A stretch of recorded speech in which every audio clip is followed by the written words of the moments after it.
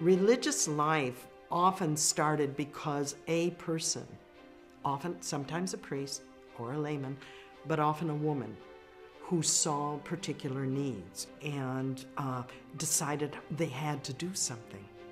They were women of courage, independence, and integrity, with an inner spirit that guided them forward no matter how difficult the obstacles.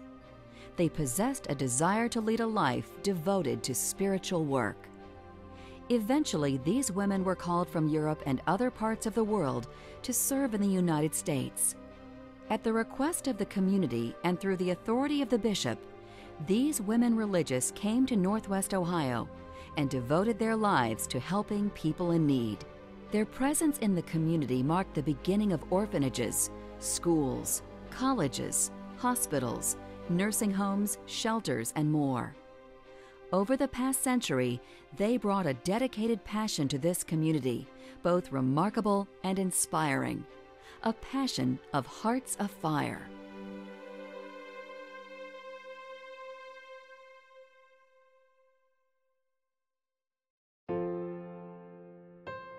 As early as the 6th century, religious orders were organized in Europe by people who wanted to achieve a common purpose and did so by vowing to dedicate themselves to that mission and a communal life.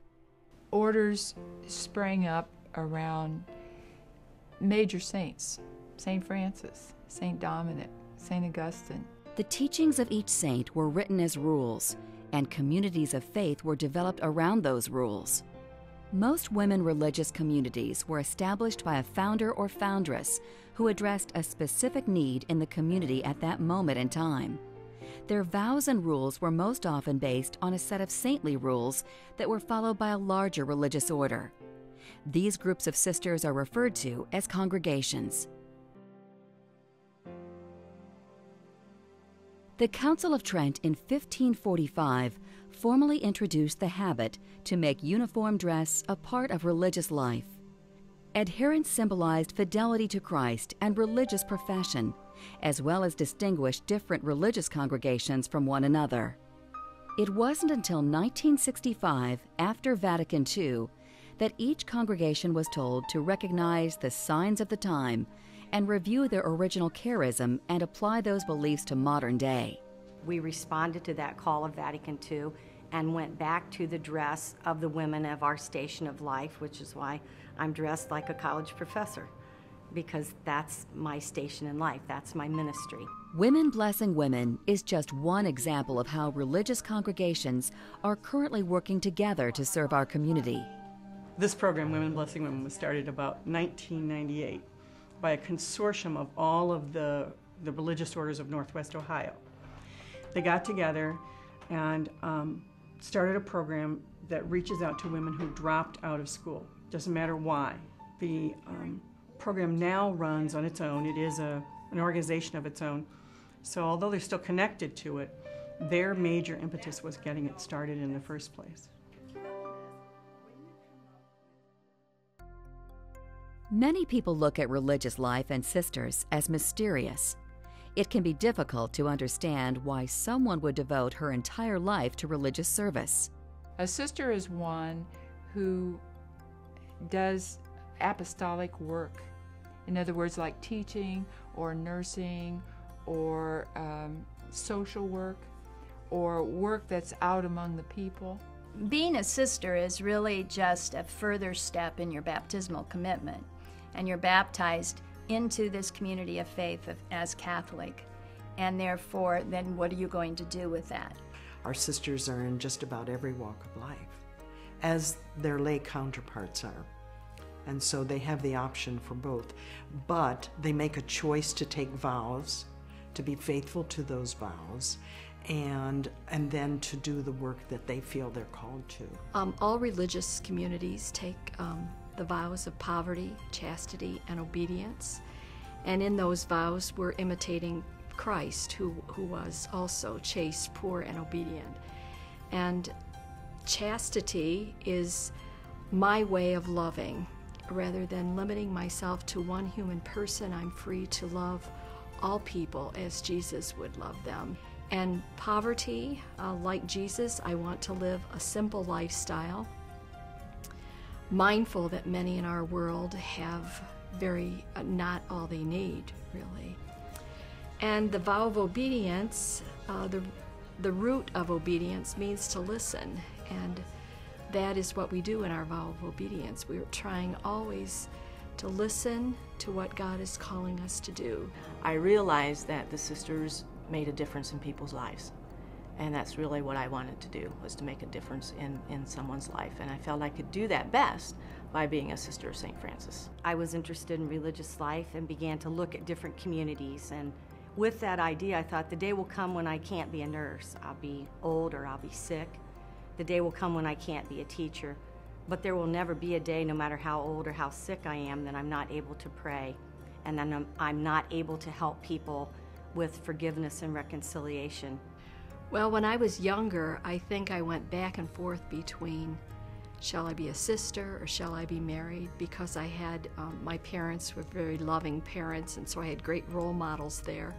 And I always loved kids, and so sometimes I imagined myself married with a lot of children, but God provided many more children for me in a different way, through my teaching and through my vocation ministry. People don't understand religious life. It's not that they're negative or against it, they just don't know about it. Many of them still have the image of,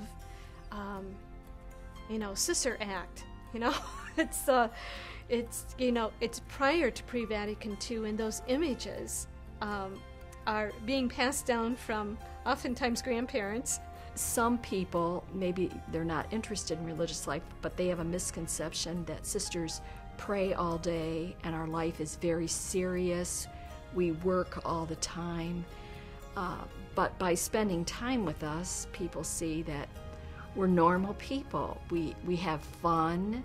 We have celebrations.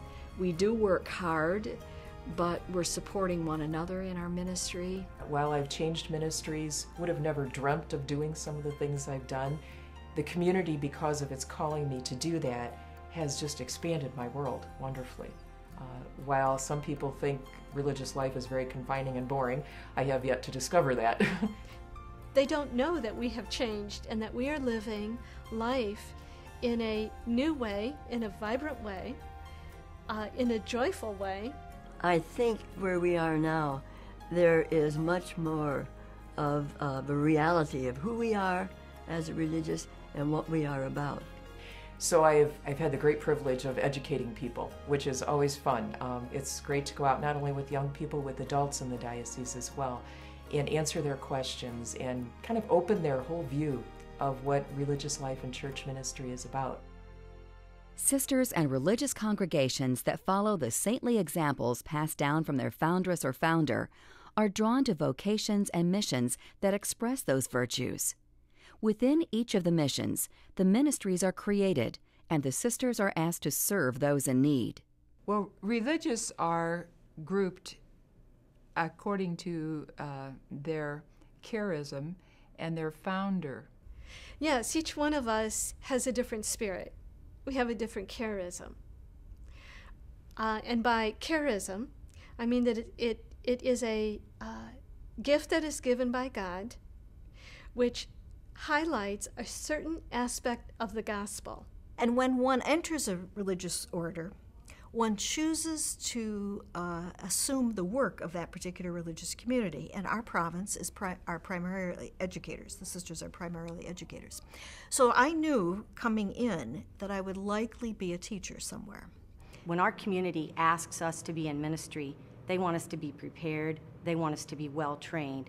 They don't want us just there with good intentions. We have to have the training and the background to do the ministry that we're invited to participate in. What is it that the church really needs right now? What is it that God wants the church to be and do in our current world? And then how can we fit into that? Where are the holes? Because often women religious have filled those holes. We serve the people that nobody else wants to serve. We go to the places where nobody else really wants to be. Over the past few decades, our societal needs have changed dramatically, and sisters from every congregation have answered the call to serve and minister in unique and innovative ways. In our Life Lab here, we provide nature education in an interdisciplinary fashion. We do some math, some science, some social studies, some English, some literature, plus the science. We bring children here from ages 4 through 8th grade during the academic year. The different regions of the world are right here, either outside or inside, that we can show the children and teach them about what goes on there. One of the gifts, I guess, that I had was to do tempera painting, egg tempera painting, after having taken a class at Siena Heights University one summer.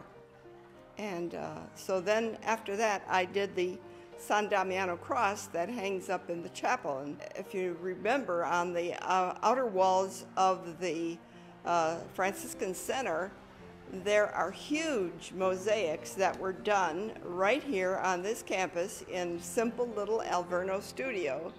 And they are on the outside of the buildings rather on the inside so that the whole world can see them.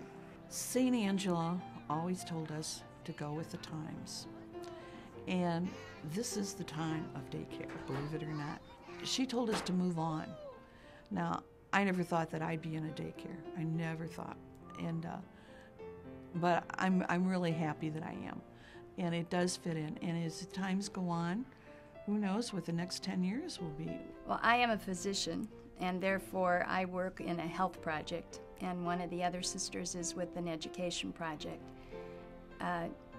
Together we try to be present to the people in the ways they most need.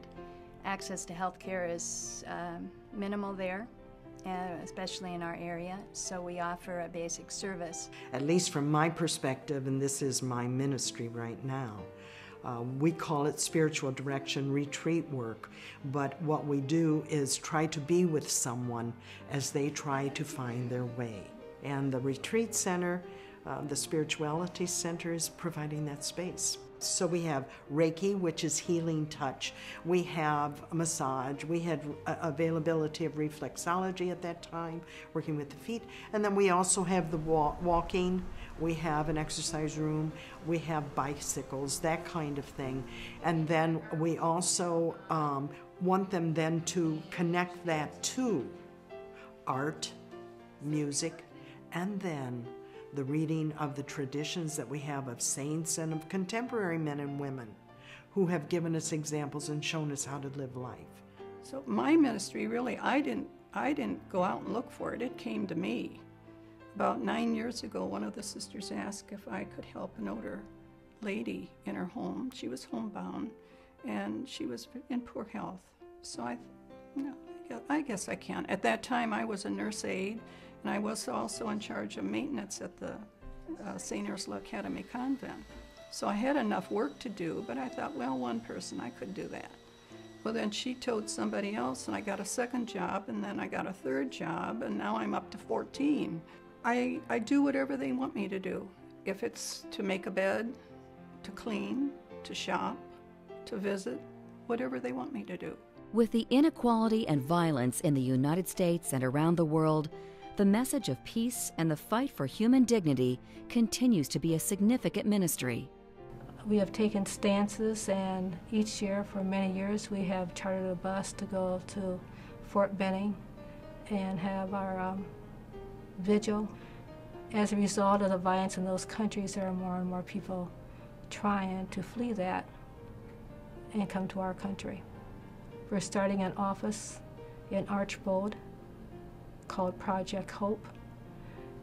It's in the Zion Mennonite Church. It's a very collaborative ministry with a sister from another congregation and with other religious denominations, working to educate the people that while they're here in the United States, what their rights and responsibilities are, but also helping them to become legal, get their legal documents to be here in the States.